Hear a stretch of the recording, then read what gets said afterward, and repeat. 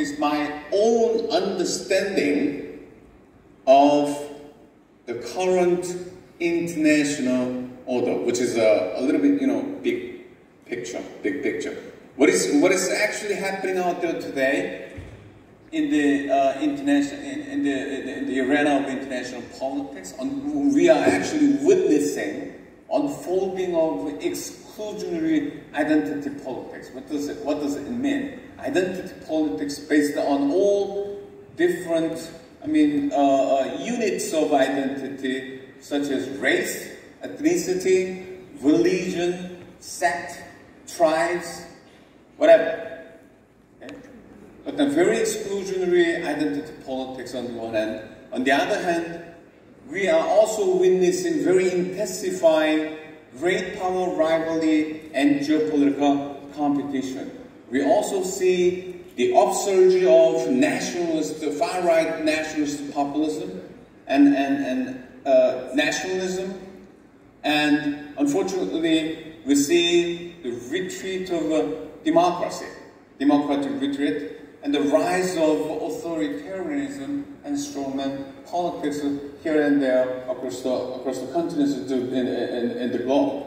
So, when I see all this, I see all this as a sort of like a symptom of changing international order today. So my understanding of international order is actually composed of two dimensions. The first dimension, the X pillar here, is about distribution of material power, material capabilities. Okay? Under the spectrum of all the way of complete concentration in hegemonic state to the diffused distribution of material capabilities or material power. On the y-axis, we see a distribution of values and norms, all the way from consensual norms and values and very contested norms and values.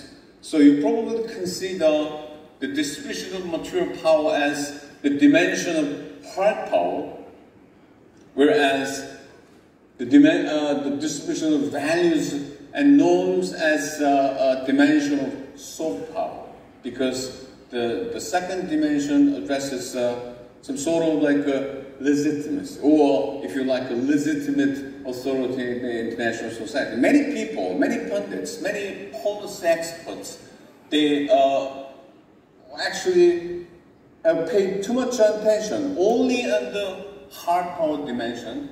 But today in my presentation, my focus is rather on the neglected side of the story, i.e. the distribution, the dimension of values and norms.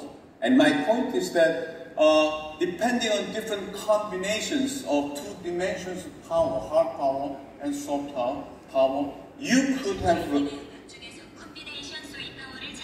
I'm sorry. I'm sorry. We have different combinations, depending on different combinations of two dimensions of power, we have different types of international order.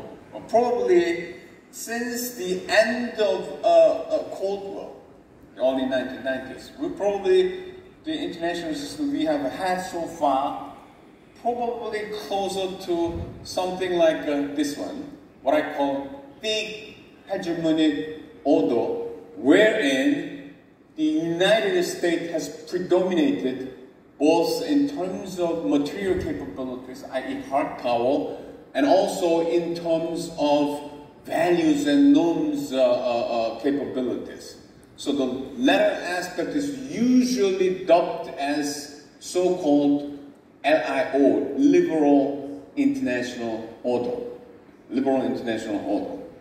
So, but my point here is that for the past couple decades, particularly since the turn of the century, 1990s, since the turn of this century, the thick hegemonic order has been serious crisis because of the change, radical change in the distribution of material power, and also very serious changes in the dimension of distribution of values and norms. We all know that there is a relative decline of American hard power with the fiercely, radically rising new emerging countries, among others, countries like China, India. Okay? So the relative hard power in the United States has been retreating. Okay? We have a bunch of arguments on this aspect. But the soft power aspect, we also have witnessed quite serious decay of liberalist values and orders. There are so many factors that actually caused the decay of liberalist norms and values in the international society in this particular dimension.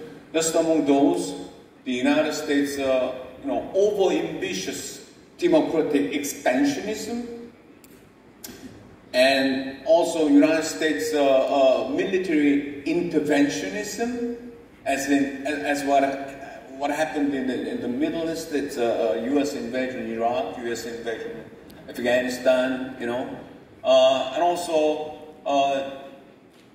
the income inequality caused by excessive neoliberal globalization. And also, as a result of excessive neoliberal globalization, we have witnessed a growing, explosive resentment. Okay? And also declining multilateralism. All those are what? The causes and effect, symptoms of decaying liberal international order, right? So as a result of, when we focus actually on the decline of liberal international order, what is taking place as a result of the serious changes in dimension of soft power? I argue that what is now happening is what I call the growing blockadization of values and norms between liberalism on the one hand and counter-liberalism on the other hand. So this is a complete different from the blockadization of Cold War. Okay? There was a very clear, divided two blocks confronting each other back in the Cold War era. But now, the new emerging blockadization of values, I would argue that it's a scattered confrontation. Why? The liberalism, there is no solid bar of countries, even within the United States, even within Western European, the traditional liberal countries, there are very counter-liberal or anti-liberal political forces, mostly in the form of, nationalism, radical nationalism, and populism. Okay? So those, forces are intermingled across the continents. There is no such thing like the East versus West. Okay? But the frontal line, the blockadization, the fault line of blockadization of values and norms spread all across the continent. That I think is one of the characteristics. So let me just give you an example of the so-called four great powers: the United States, Japan, China, Russia. They uphold their own norms and values. In the case of the United States and Japan, they still advocate, standing behind the liberalist values and norms in the international society. Of course, the so-called America First and the Trump administration are a little bit, rather, I would argue, an exception. An exception. When you take a look at China and Russia, China increasingly put greater and greater emphasis on traditional Sino-centric worldviews, traditional philosophical, political Chinese thought. A prime example, a tangible example is the so-called Chensha theory, all under heaven. Or China claims that it's not simply a nation state, but China is a so-called civilizational state, well over and beyond nation state kind of argument or rhetoric or discourse, if you like. In the case of Russia, put emphasis on traditional values, okay? On the basis of Russian Orthodox Church, and also philosophical, Eurasians, and all those, Chinese, Russian, rhetoric, political, public diplomacy discourse combined as a clearly very strong element of counter-liberalism, or if you like, anti-liberalism. So we have roughly, in terms of public diplomacy discourse, we have roughly here two blocks confronting with each other. When you combine to this public discourse, public diplomacy discourse with the great powers, those four great powers' geopolitical ambitions, like in the case of the United States and Japan, the so-called the recent Indo-Pacific strategy, the China's Belt and Road Initiative, the Russia's Eurasian Economic Union, then we have very worrisome confrontation in the international politics. So, I am so much concerned as a scholar of public diplomacy. What does that mean? Given the serious changes on the dimension of values and norms in the international society, and given the behaviors, public diplomacy discourses of those, great powers, could we say that public diplomacy is simply an instrumental tool to fulfill great power geopolitical statecraft and exclusionary identity politics? This is very personal and serious concern to me. But then this is my conclusion of my first point. When we take into consideration of two dimensions of the international order, I would argue that the geopolitics, today's geopolitics, is no longer simply political or geographical, but social-cultural, because it contains, values, norms, competition, and even civilization, because it contains competition in values, norms, to gain legitimacy in the international society. So the nature of classical geopolitics has been rapidly changing. Political geographical, from political geographical toward social cultural and even civilization. Right? And my second point is right here. And this is precisely the reason why public diplomacy is so crucial in shaping the international order from this time on, today. What do I mean by this?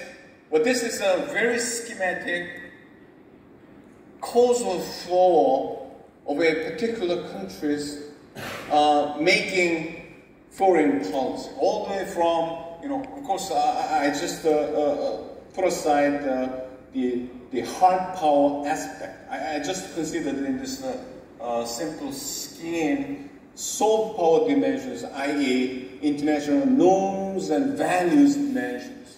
Okay, we have cultural and institutional context, both at the domestic and international levels.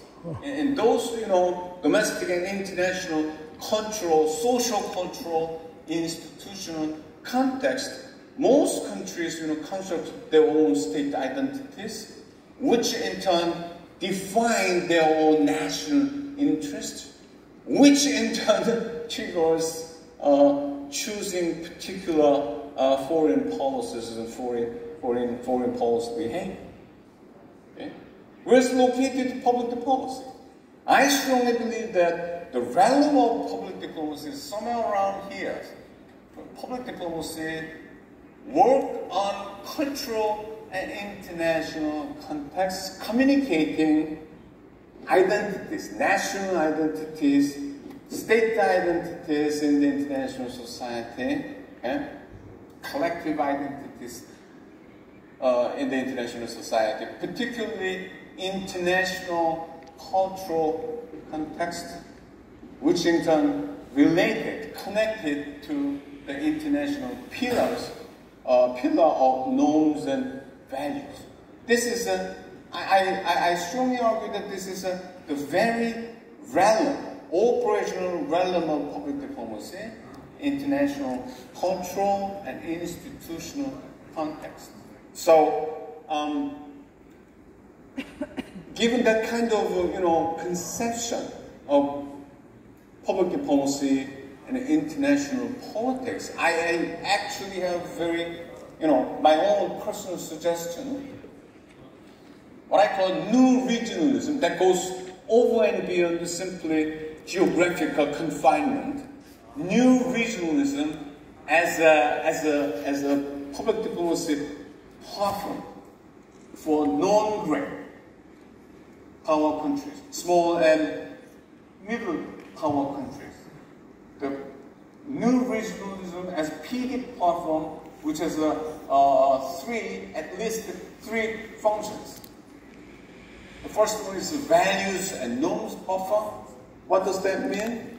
A platform that forges not geographical, but values and norms buffer between liberalism and anti-liberalism by upholding and advocating neutral values and norms, such as positive peace building in the case of just as in the case of Bosnia Herzegovina, reconciliation, ethnic reconciliation, religious reconciliation, sort of like a very positive. It doesn't not necessarily have something connected to liberalism or, for that matter, counter-liberalism, anti-liberalism. It's located somewhere in between. All right. So second one is a platform for soft balancing. What do I mean? A platform that strikes balance against competing great powers, disavowing their regional hegemony, their competition for regional hegemonic influence, while at the same time securing our autonomy from those great powers through not military but non-military and diplomatic means.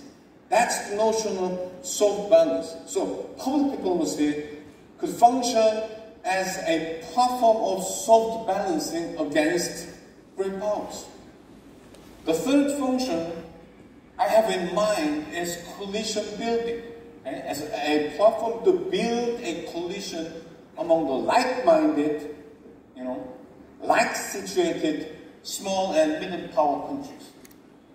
We all know what like-minded countries are, what like-situated countries. An example is Korea and Qatar. Korea is surrounded, or for that matter, sandwiched between great powers. In the United States, China, Russia. Okay? Qatar is a small country surrounded by bigger countries. So we are very likely like-situated countries. They gather together and form a coalition. Another example is the peace process of central to all these three functions of PD platforms, I would argue central to all those three functions is the neutral values and norms. Neutral values and norms. Okay, we have so many examples. I just cited positive peace, okay, peace building, reconciliation, human security. Some climate change. So many values and norms that could work in the international society. The peace process on the Korean Peninsula since 2018, I think this is among the examples of positive neutral values, neither liberalism nor counter-liberalism, but it's heading toward positive peace, peaceful coexistence, reconciliation. If there is some kind of peace negotiation, peace process between Iran and the United States, if there is some like a peace process between Israel and Palestine, I think they will they will solve as the same function of neutral values. Okay. Last but not least, my last point is given seen from this perspective, I see a great potential of GPDNet. As I said, like-minded, like-situated, no-great countries, they gather together. First of all, when they uphold, stand behind some neutral values and norms, whatever those might be. And then, in the second stage, if they could institutionalize the collaborative public diplomacy programs, reflecting those neutral values and norms, and practice those, collaborative joint programs, then I think those, performances, those projects, those programs per se are actually playing the role of disseminating, persuading, disseminating, communication role to disseminating, positive and neutral values and norms in the international society, thereby greatly contributing to the dimension of international distribution of values and norms, and eventually contributing to shaping the international order. Okay? So, more specifically, we have, I think there are 3 prongs of collaborative public diplomacy. That is the point that I actually would like to recommend to GPNet from this time on, to develop from all the way from relation building between and among network members, and also second phrase is network weaving by expanding dyadic relations, by inviting new members. Okay? And the third, finally, joint programs. By doing this, probably we could eventually build up a common vision on the basis of which, common vision, common value, common norms, on the basis of which we could probably construct a common identity. Okay? And I think it's a way toward a horizontal inclusionary engagement type of public diplomacy, which is contrasted to hegemony, the great powers' hegemony engagement, or imperial imposition of certain values and norms. If that dreams come true, this is my final public diplomacy eventually is not an instrumental tool for great powers fulfilling their geopolitical statecraft, but humanity-centered. This is very important. Not state-centered.